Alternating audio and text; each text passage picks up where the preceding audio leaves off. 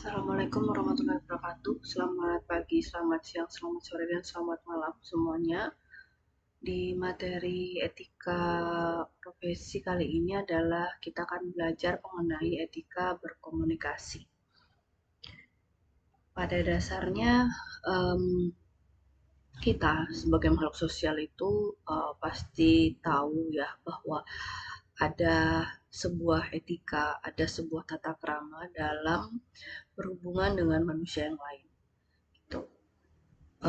Terlebih lagi kita sebagai orang Indonesia ya, jadi yang sedari kecil itu kita sudah diajari bagaimana bersopan santun, tata krama, adat istiadat dan lain sebagainya. Jadi mestinya kita sudah tahu, sudah secara otomatis tahu bagaimana cara bersikap, bagaimana cara berkomunikasi yang baik dan benar kepada orang lain. Oke, kita lanjut. Yang pertama adalah eh, mengenal apa itu etika. Jadi kita mengenal kembali apa itu etika. Dalam bahasa Yunani kuno itu disebut dengan etikos yang berarti timbul dari kebiasaan. Etika ini merupakan cabang utama dari ilmu filsafat ya, yang mempelajari mengenai nilai-nilai benar, salah, baik, buruk, tanggung jawab yang menjadi standar dan penilaian moral dalam masyarakat gitu. Jadi eh, bagaimana sebuah kebiasaan itu eh, kebiasaan di dalam masyarakat seperti itu. Nah, adapun jenis-jenis etika.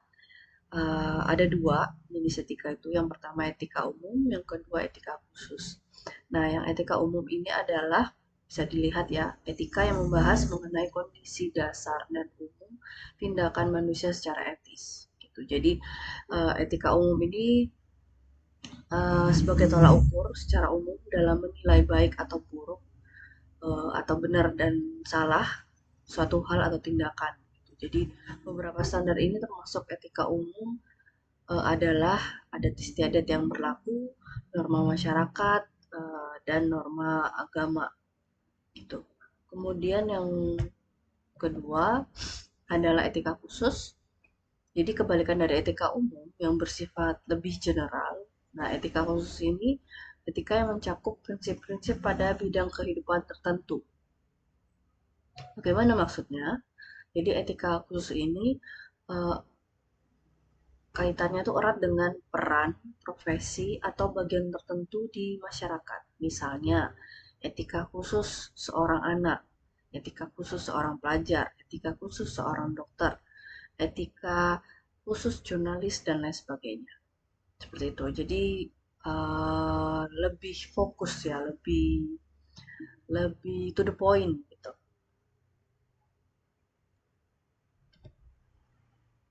Oke. Sebelum beranjak lagi, jadi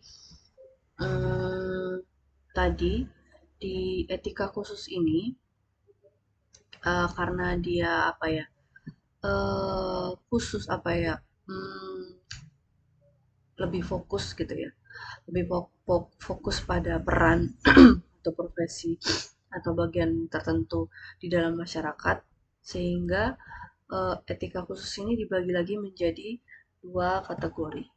Yang pertama etika individual dan yang selanjutnya adalah etika sosial. Nah, yang pertama ini kita bahas dulu, yaitu etika individual.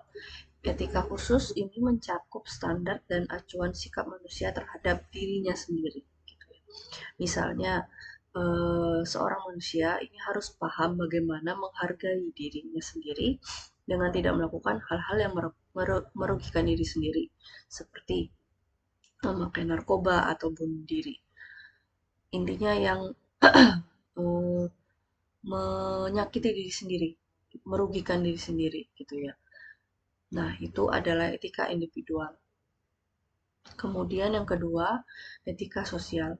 Etika sosial ini Etika khusus yang mencakup standar dan acuan sikap manusia terhadap orang lain, lingkungan, dan publik sebagai anggota dan masyarakat sosial. Misalnya, seorang manusia harus memahami bagaimana bersikap dengan orang lain. Seperti itu. Nah, ini sebenarnya apa ya? Basic sih sebenarnya bagaimana jenis etika, pengertian etika itu basic yang sebenarnya kita pun sudah memahaminya secara tidak langsung. Oke, lanjut. Ini ada aliran etika dibagi menjadi 4. Yang pertama deontologis, kemudian teologis, egoisme, dan yang terakhir uliti, sorry, utilitarisme. Ya.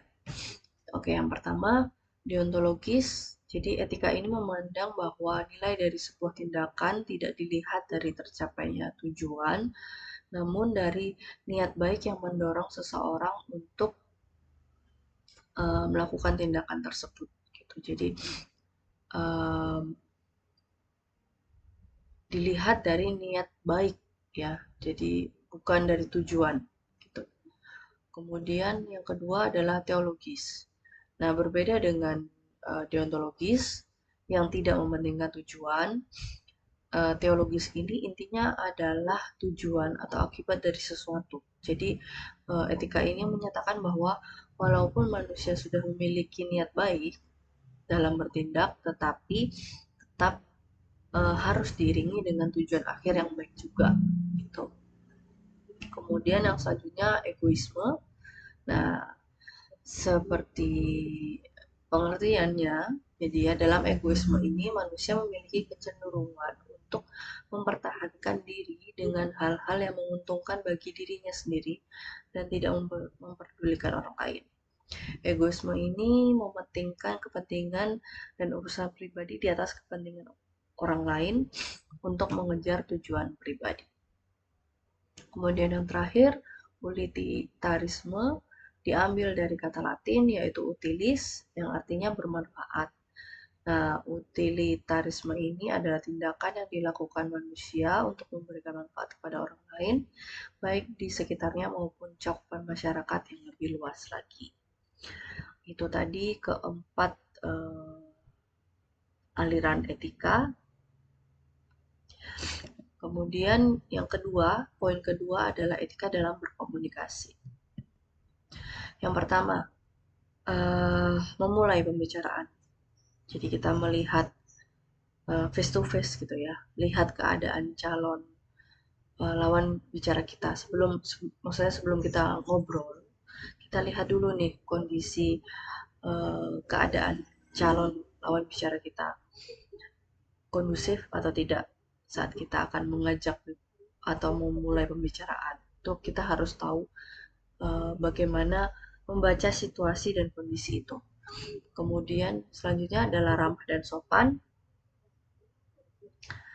Lalu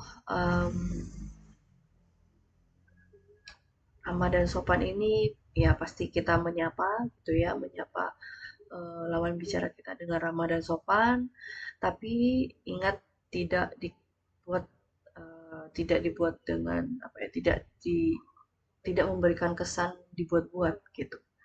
Jadi kita bisa membuat pertanyaan awal dengan pertanyaan pembuka, pertanyaan basa-basi gitu ya, seperti apa kabar, mau kemana, dari mana, dan semacamnya gitu. Kemudian yang ketiga, jangan hanya bicara gitu ya. Jadi kita mendengarkan juga gitu. Jadi tidak apa ya, tidak hanya selalu berkaitan dengan bicara, tapi juga mendengarkan adalah bagian dari komunikasi gitu. Jadi dan itu adalah penting gitu ya.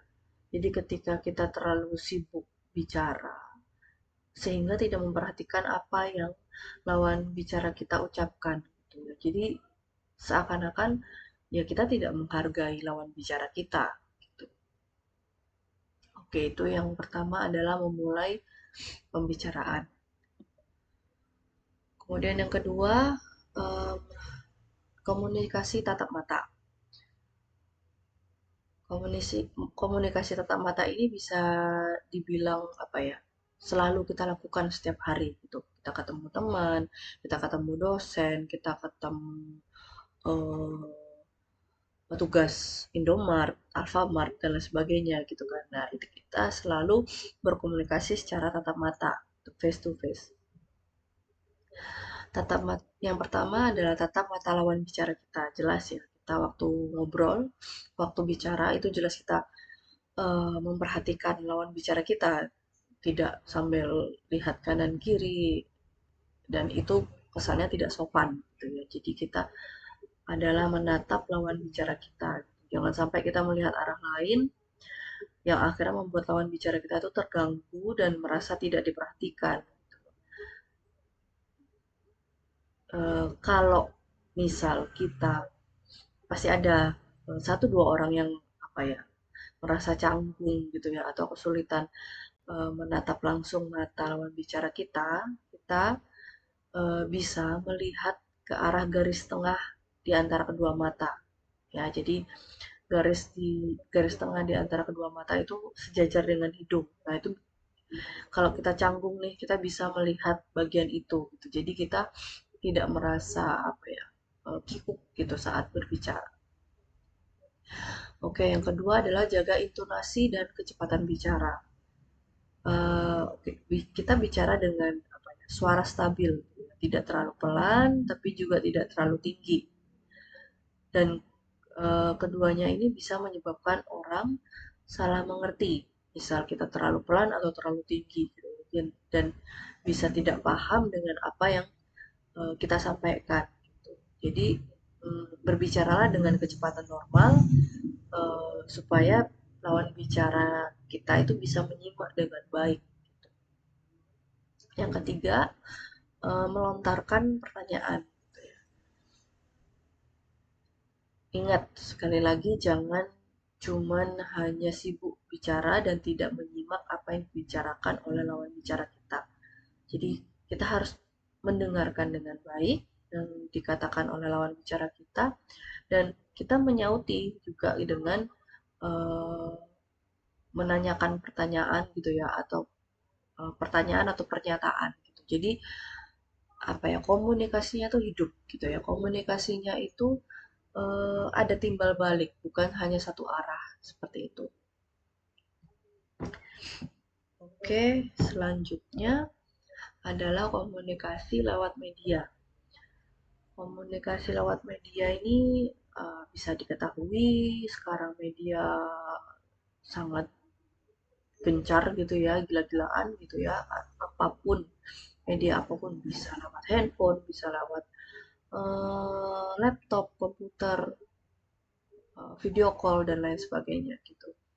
Sehingga pun ada etika yang harus diperhatikan saat berkomunikasi lewat media. Yang pertama, perhatikan gaya tulisan dan tanda baca. Karena apa ya? Komunikasi lewat media itu sangat mengandalkan tulisan. Jadi kita harus sangat berhati-hati bagaimana gaya bahasa kita saat kita menulis pesan gitu ya. Apakah sudah benar gitu ya atau seperti orang marah misalnya tanda caps lock tanda apa ya, ya huruf kapital semua gitu kan. Itu kan menandakan seperti orang marah kesannya. Selain itu juga penggunaan tanda baca itu penting gitu ya. Titik koma yang benar, terus kemudian penggunaan tanda seru seperti itu. Nah, kita juga sebaiknya meminimalisir penggunaan tanda seru atau huruf besar semua. Ya, seperti yang tadi saya sampaikan. Karena itu biasanya cenderung membuat orang berpikir kalau kita tuh marah. Contohnya, contoh gampangnya, orang tua kita gitu ya, orang tua saya itu terkadang suka tidak sadar menuliskan chat itu tanda seru semua, sorry, huruf kapital semua gitu ya, caps lock semua. Padahal itu tidak sedang marah gitu kan, itu ngobrol biasa. Tapi ya karena saya sudah paham bahwa ya itu tidak sengaja ya saya biasa saja gitu kan, menanggapi dengan biasa saja. Tapi untuk orang awam mungkin bisa salah persepsi bahwa eh, menganggap bahwa itu sedang marah, gitu. Padahal tidak. Dan itu harus diperhatikan. Kemudian yang kedua adalah atur intonasi. Nah, ini kaitannya dengan menelpon gitu ya. Menelpon orang itu apa ya? Hanya terdengar suara. Mimik muka dan ekspresi wajah itu tidak bisa terlihat. Sehingga kita harus mengatur intonasi kita ketika sedang menelpon.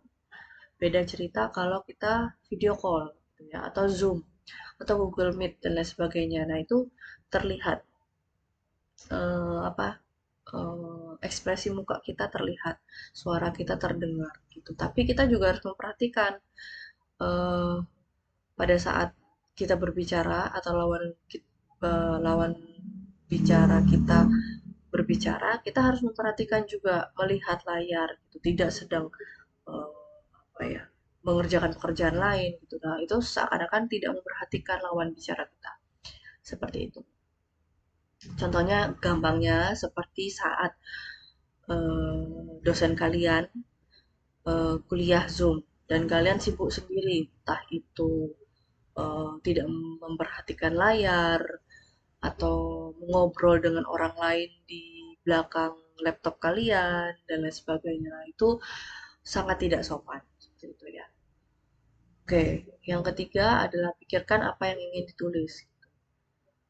Jadi sebelum kita mengirimkan pesan, gitu ya, kita harus berpikir sedikit lebih lama gitu apa yang akan kita komunikasikan. Gunakan kesempatan ini untuk mengkomunikasikan hal-hal yang lebih baik dan menyortir kalimat yang tidak pantas gitu ya. Tidak perlu apa ya, tidak usah terburu-buru. Orang lawan bicara kita tuh juga akan tahu bahwa mengetik itu membutuhkan waktu yang lebih lama daripada saat berbicara langsung. Jadi jangan juga dibalas terlalu lama, gitu ya. Sehingga orang akan bertanya-tanya dan khawatirnya akan terjadi salah paham seperti itu.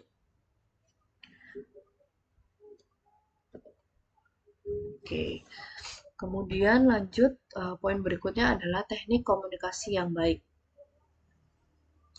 Teknik komunikasi yang baik adalah hmm,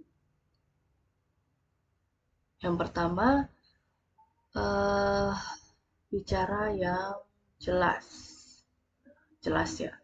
Komunikasi ini intinya menyampaikan pesan pada lawan bicara kita dan tugas kita adalah bagaimana pesan ini sesuai dengan keinginan kita sehingga bicara dengan yang jelas, tidak bertele-tele. Gitu.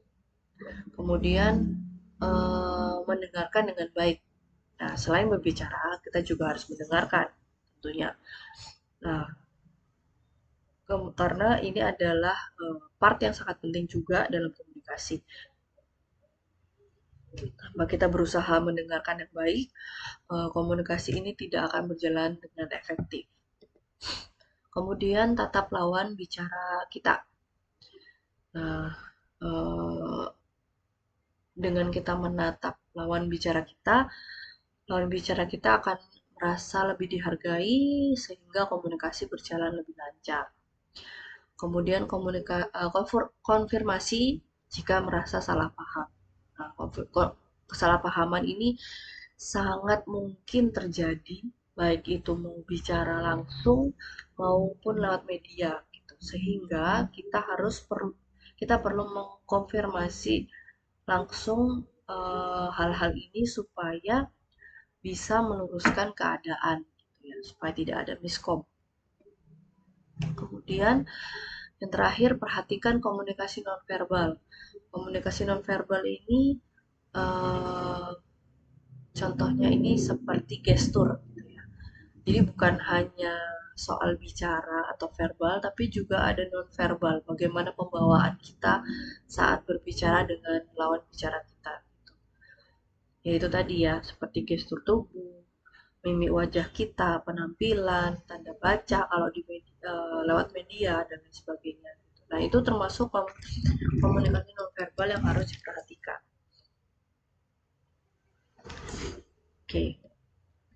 Yang poin terakhir adalah etiket komunikasi.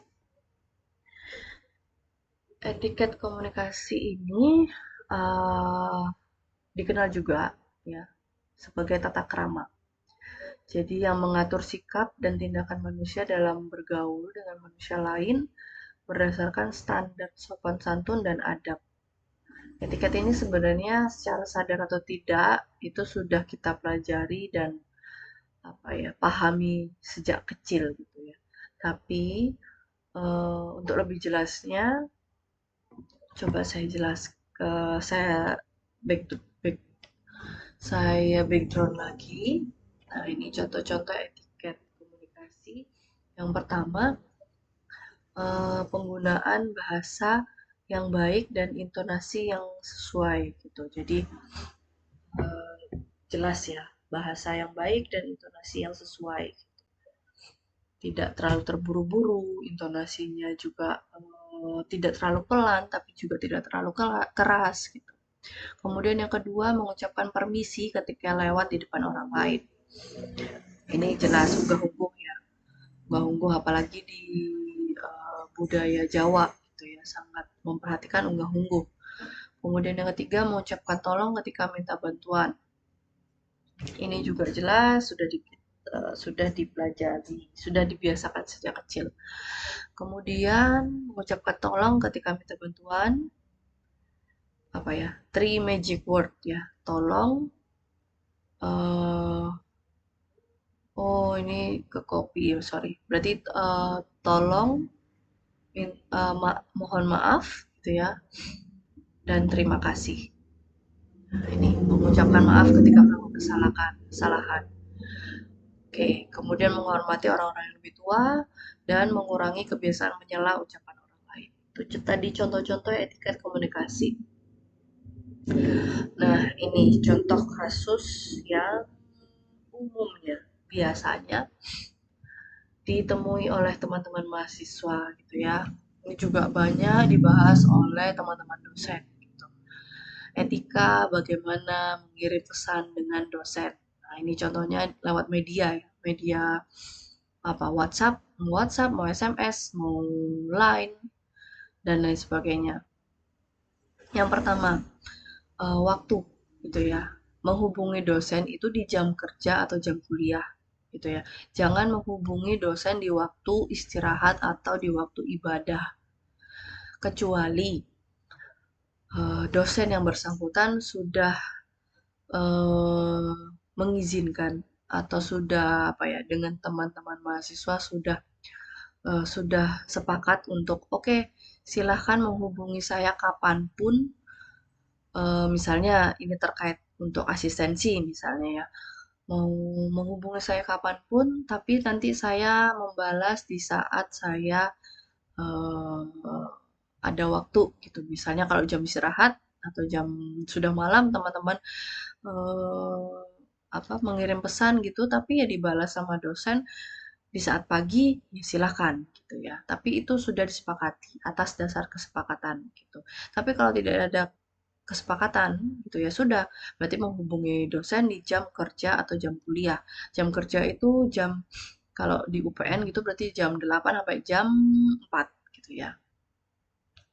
Itu yang pertama. Yang kedua adalah awali pesan dengan selamat pagi Bapak atau Ibu atau Assalamualaikum Bapak atau Ibu gitu jika dosen kalian beragama Islam gitu. Jadi selalu diawali pesan dengan ucapan salam gitu ya. Kemudian yang ketiga, awali pesan juga dengan permintaan maaf gitu. Permintaan maaf ini bukan maksudnya kalian berbuat kesalahan, tidak. Itu maksudnya adalah mohon maaf mengganggu waktu Bapak dan Ibu gitu. Itu penting gitu ya. Jadi mohon maaf atau bahasa Jawa gitu, ngapunten Bapak Ibu sudah mengganggu waktunya gitu. Nah, itu selalu diawali seperti itu.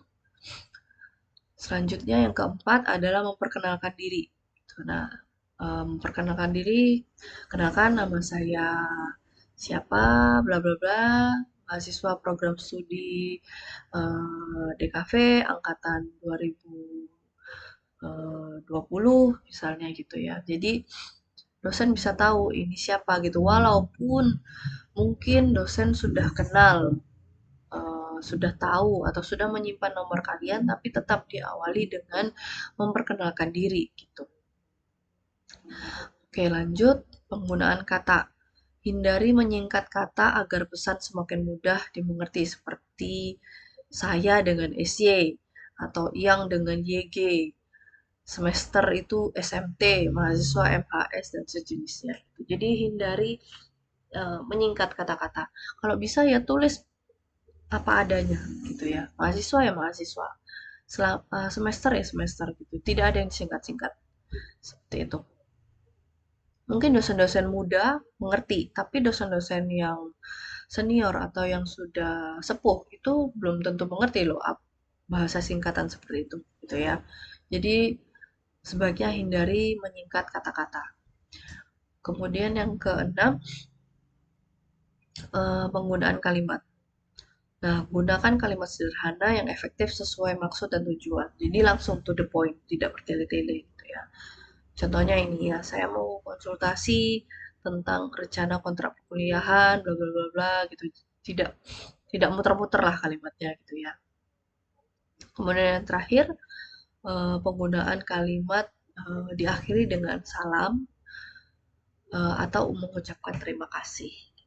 Ini uh, etika mengirim pesan dengan dosen gitu. Begitu pula dengan misalnya klien kalian gitu ya, atau orang yang lebih tua gitu, atau bos kalian nantinya gitu ya. Sama, pakemnya juga sama. Walaupun ada yang disesuaikan gitu ya, tapi tetap pakemnya sama seperti itu. Oke, sekian materi dari saya mengenai etika berkomunikasi. Semoga bermanfaat untuk teman-teman semuanya. Terima kasih atas perhatiannya. Assalamualaikum warahmatullahi wabarakatuh.